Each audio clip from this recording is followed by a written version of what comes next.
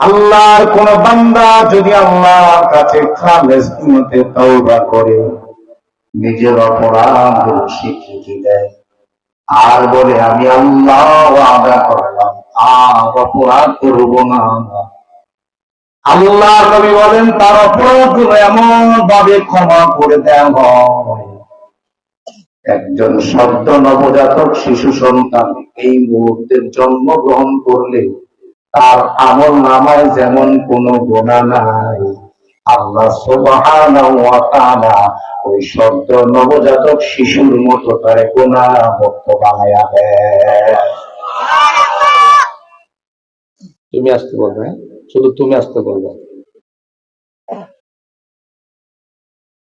আল্লাহ নবী বলেন গুনাহ করতে করতে মায়ুস হয়ে গেছো, জাহান্নামের কিনারায় চলে গেছো বান্দা, আমি আল্লাহর একটা ডাক দিয়ে সিদ্ধান্ত নে তুই আর অপরাধ করবি না, আমি আল্লাহ তোরে ক্ষমা করে দেয়। আমি আসার পরে শুনলাম একজন মহিলা তারা শুনছেন শুধু ওই যুবক ওই আল্লাহর বান্দা সিদ্ধান্ত নিয়েছিল আমি তোমার সাথে জিনা করতে এসেছি, আমি আর করব না, এই যে সিদ্ধান্ত নিয়ে চলে গেল ক্ষমা করে দিলেন কে? এবার আসেন তাওবা মানে হচ্ছে ফিরে আসা। তাওবা মানে কি? রওনা হয়েছেন দেবিদ্যার যাবেন, বাড়ি থেকে সংবাদ আসলো দেবিদ্যার যাও না, আমাদের বাড়ি অমুক মুরব্বী মারা গেছে, এবার আপনি সিদ্ধান্ত নিলে আমি দেবিদ্যার যাব না, বাড়িতে ফিরে আসবো। ঠিক তদ্রূপ ঘোড়ার সাগরে হাবুডুবু খাচ্ছেন, নিজের জীবনকে নিয়ে সিদ্ধান্ত করতে পারেন না, পাপের সাথে সম্পৃক্ত হয়ে গেছেন, জানা ব্যভিচার থেকে শুরু করে মদ গাঁজা ইত্যাদি থেকে শুরু করে এমন কোন অপরাধ নাই আপনি করেন না, শুধু সিদ্ধান্ত নেন এতদিন আমি গাঁজা খেয়েছি আর খাবো না, এতদিন জিনা করেছি আর জিনা করবো না, এতদিন মস্তানি করেছি আর মস্তানি করবো না, এতদিন ইফতিজিং করেছি আমি আর ইফতিজিং করবো না, এতদিন ছেলে টাকা লাগিয়েছি আর টাকা লাগবে না, এতদিন ঘুষে পেয়েছি আমি আর ঘুষ খাবো না, এতদিন মানুষের উপর জুলুম করেছি আর জুলুম করবো না। আল্লাহ বলেন এইভাবে সিদ্ধান্ত নিয়ে যদি তুমি একবার তওবা করতে পারো, ফিরে আসতে পারো, তোমার জিন্দেগির সব গুনাহ আল্লাহ ক্ষমা করে দিবেন। আবার বলুন সুবহানাল্লাহ। এবার বলেন তো দেখি সিদ্ধান্ত নিয়ে ফিরে আসা দরকার আছে নাকি নাই? এবার সিদ্ধান্ত নেওয়ার কার কাজ বলেন? আমাদের। কার? সিদ্ধান্ত নিতে হবে সুদ খেয়েছি খাবো না, দাড়ি বুঝেন নাই কথা, এর নাম তাওবা। এটা আবার দুদুর মুদুর কইরা না, একটু টান দিয়ে চাই। আমরা বাড়ির কাছে এক মেয়ে বিড়ি ছেড়ে দিছে। কি ছেড়ে দিছে? জোরে কোন? কয়েকদিন পরে আরেক বিড়ি খাওয়ার লোকে দেখো তার লোকে তো হেতে কয় একটা টান দিয়া চা, কথা বোঝেন নাই, আগে তো খাইছ একটা টান দি, তো হেতে আবার তার তালি ফইরা তো একটা টান দিছে। কি দিছে? টান দিয়ে ভালোই দিয়ে লাগে, খাইতে খাইতে পুরো বিড়ি খেলিস। কথা বোঝেন নাই মনে হয়। ছাড়লে ছেড়ে দিলাম, বললে বলে ফেললাম, আর ফিরে আসা যাবে না, এর নাম তাওবা। ফিরে আসলাম, অপরাধ করবো না, এই সিদ্ধান্ত নিতে হবে, এর নাম তাওবা। আল্লাহ আমাদের সকলকে কবুল করুক, সকলে বলুন আমিন।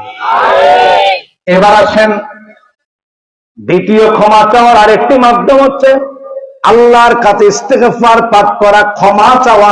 সুবহানাল্লাহ। আমার আলোচনার বিষয় এটা, ক্ষমা চাওয়া।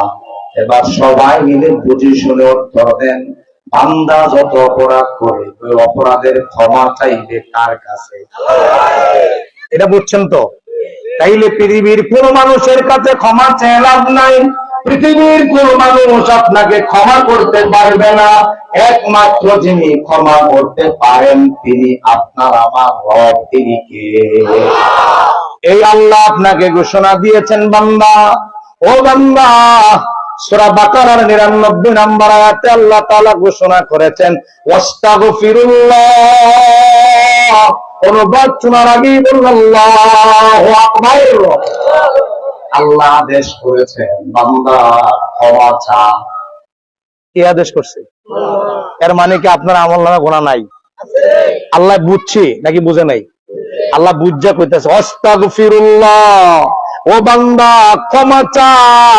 নিজের জীবনের আঁকে-বাঁকে, যৌবনের আঁকে-বাঁকে কত গুনাহ করলি রে বান্দা, জিনার সাথে সম্পৃক্ত হইলি, নিজের জীবনটাকে জিনার সাথে সম্পৃক্ত হইয়া কাটাইয়া দিলি, অন্যের জমিন দখল করলি, অন্যের উপরে জুলুম করলি, নির্যাতন করলি, মানুষের উপরে জুলুম করলি। বান্দা আমি আল্লাহ তো জানি, তুই তো জানস তুই অপরাধ করছ, তবে পৃথিবীর কেউ জানে না, আমি রব জানি।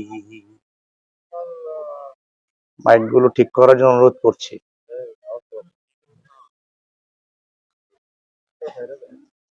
যারা নিয়মিত আলোচনা করে মাইকটা টাচ দিলে বলতে পারে, আমি কিন্তু টাচ দিয়ে বলছি, ঘটনা সমস্যা। সুবহানাল্লাহ আলহামদুলিল্লাহ লা ইলাহা ইল্লাল্লাহ সুবহানাল্লাহ আলহামদুলিল্লাহ লা ইলাহা ইল্লাল্লাহ সুবহানাল্লাহ আলহামদুলিল্লাহ লা ইলাহা ইল্লাল্লাহ। তুমি বাঁচাও, তুমি মারো, অবিরত ক্ষমা করো, তুমি বাঁচাও, বলেন তুমি বাঁচাও, তুমি মারো, অবিরত ক্ষমা করো।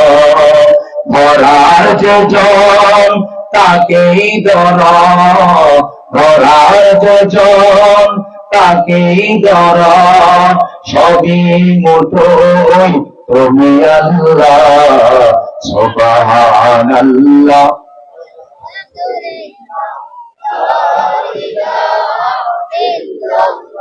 লা ইলাহা ইল্লাল্লাহ মুহাম্মাদুর রাসূলুল্লাহ সাল্লাল্লাহু আলাইহি ওয়াসাল্লাম। আদেশ করেছেন কে? আস্তাগফিরুল্লাহ, বান্দা ক্ষমা চা। বান্দারে তুই মনে করতে পারো আমি আল্লাহ করে ক্ষমা করব কিনা? আমি আল্লাহ ঘোষণা দিলাম, ওয়াদা দিলাম, ইন্নাল্লাহা গফুরুর রহিম। আমি আল্লাহর চাইতে ক্ষমা করনেওয়ালা বড় কেউ নাই। সুবহানাল্লাহ। হৃদয় থেকে বোঝেন আল্লাহ বলেন ইন্নাল্লাহা গফুরুর রহিম। ও বান্দা টেনশন করিস না, শুধু ক্ষমা চা, আমি আল্লাহর কাছে ইস্তেগফার পাবো। আমি আল্লাহ ঘোষণা দিলাম, নিশ্চয়ই আমি আল্লাহ ক্ষমাশীল দয়াবান। সুবহানাল্লাহ। আল্লাহ বান্দা হতে পেরে খুশি না বেজার? এজন্য গলা ছেড়ে দিয়ে বলেন আলহামদুলিল্লাহ। এবার আসেন আল্লাহ তাআলা আবার জানায় এই ক্ষমা তো তারাই চায়। আল্লাহ বলেন অবিল ইসহারিহুম ইস্তাগফিরুন। তারা এই ক্ষমা চায় শেষ রাইতে উঠে যারা। সুবহানাল্লাহ। এবার শেষ রাইতে উঠে কেডায়? যারা তাহাজ্জুদ করে তারা। এজন্য আল্লাহ তাআলা এখানে ইঙ্গিত দিলেন ওয়াবিল ইসহারিহুম ইস্তাগফিরুন। আমার বান্দারা গুনাহ করে করে যখন মায়ুস হয়ে যায়, আমার বান্দারা যখন আর কুল কিনারা দেখে না, আরে কই কাটাইলাম যৌবন, কই কাটাইলাম জীবন, কোথায় চাকরি করলাম, বসে বসে জীবনটা কাটাইলাম, সুদে সুদে জীবনটা কাটাইলাম, মানুষের উপরে জুলুম করে করে জীবন কাটাইলাম। আল্লাহ বলেন আমার বান্দা যখন এই কথা বলে, আমার বান্দা শেষ করে উঠে যায়, আমি আল্লাহর কাছে ক্ষমা চাই, আমি আল্লাহ আমার বান্দারে ক্ষমা করে দে। ক্ষমা চায় কোন সময়? শেষ তাহলে বোঝা গেল গুনাহ আপনার ক্ষমা করার জন্য একটা শেষ রাত হচ্ছে একটা উত্তম মাধ্যম। এজন্য শেষ রাতে উঠে যান আর এইভাবে বলেন আস্তাগফিরুল্লাহ, বলেন আস্তাগফিরুল্লাহ, আস্তাগফিরুল্লাহ, আস্তাগফিরুল্লাহ, আস্তাগফিরুল্লাহ। আল্লাহ বলে বান্দা শেষ রাতে উঠে যখন আমারে ডাক দেয় আমি বান্দার সব অপরাধ ক্ষমা করে দেই। এবার আসেন আমি আপনাদেরকে আরেকটু আলোচনা শোনাই। আল্লাহ নবী সাল্লাল্লাহু আলাইহি ওয়াসাল্লাম বলেন, আল্লাহ নবী বলেন কোন মানুষ যখন এইভাবে শেষ সাথে উঠে যায়, উঠে গিয়ে যখন আমি আল্লাহর কাছে ক্ষমা চাই, আমি আল্লাহর কাছে তারাই ক্ষমা চায়। রাসূল বলেন আল্লাহর কাছে তারা ক্ষমা চায়। আন্নাল ইস্তিগফার মিন সিফাতিল মুত্তাকিন, আন্নাল ইস্তিগফার মিন সিফাতিল মুত্তাকিন। আল্লাহ নবী বলেন তারাই ক্ষমা চায় যারা মুত্তাকি। ক্ষমা চাওয়াটা একটা মুত্তাকির গুণ। সুবহানাল্লাহ। ও বান্দা মুত্তাকি হতে চাও, ভালো মানুষ হতে চাও, ফিরে এসেছো, গুনাহ আর করবা না, সিদ্ধান্ত নিয়েছো আমি আল্লাহর কাছে ক্ষমা চাও। আর ক্ষমা তো তারাই চায় যারা মুত্তাকি। তারা কি? এবার মুত্তাকি হওয়ার শখ আছে নাকি নাই? মুত্তাকি হতে চান নাকি চান না? তাইলে মুত্তাকি হতে হইলে ক্ষমা চাইতে হবে কার কাছে? এবার আসেন আল্লাহ বান্দা তুমি কোন সময় ক্ষমা চাইবা? যেই সময় তুমি অপরাধ করেছ, অপরাধ করার পর আর দেরি করিল না বান্দা, সাথে সাথে আমি আল্লাহর কাছে ক্ষমা চাও। আল্লাহ তাআলা সূরা আলে ইমরানের 135 নম্বর আয়াতে ঘোষণা করেছেন, ওয়াল্লাযীনা ইযা ফাআলু ফাহিশাতান আও যালামু আনফুসাহুম যাকারুল্লাহ। অনুবাদ শোনার আগে বলুন আল্লাহু আকবার। এই যে দুটো কথা কয় আল্লাহু আকবার, এখনো হয় নাই, বলে আল্লাহু আকবার, আল্লাহু আকবার। আপনি তো জানেন না আল্লাহু আকবারের ধ্বনিতে কাফেরের মন অন্তরগুলো কেঁপে ওঠে, মুনাফিকদের অন্তর কেঁপে ওঠে। আবার কোন আল্লাহু আকবার। কাফেরদের অন্তর কাঁপাতে চাও, মুনাফিকদের অন্তর কাঁপাতে চাও, পাপীদের অন্তর কাঁপাতে চাও, তাইলে তুমি বেশি বেশি করে তাকবীর দাও, গলা ছেড়ে দিয়ে বলেন আল্লাহু আকবার। ইয়া আইয়ুহাল মুদ্দাসসির কুম ফাআনজির ওয়া রাব্বাকা ফাকাব্বির। আল্লাহ নবীকে বললেন ইয়া রাসূলুল্লাহ, ইয়া হাবিবাল্লাহ, কম্বল আবৃত দিয়ে আর থাইকেন না, উঠে যান, উঠে যান, আর উঠে গিয়ে আপনি তাকবীর দেন। সুবহানাল্লাহ। আল্লাহ নবীরে কয়, কারে কয়? রাসূলকে কইতেছে, কি কইতেছে? আপনি আর এমনি থাইকেন না, উড়েন। মনে কারণে বইয়ে রয়েছেন, আমি বললাম উড়েন, সোজা হইছেন। এবার আল্লাহ কয়, আল্লাহ রাব্বুল আলামিন ঘোষণা দিয়েছে, ও আমার রূপী, আর এইভাবে থাইকো না, এবার একটা তাকবীর দাও। সুবহানাল্লাহ। এবার একটা তাকবীর দেন, আল্লাহু আকবার।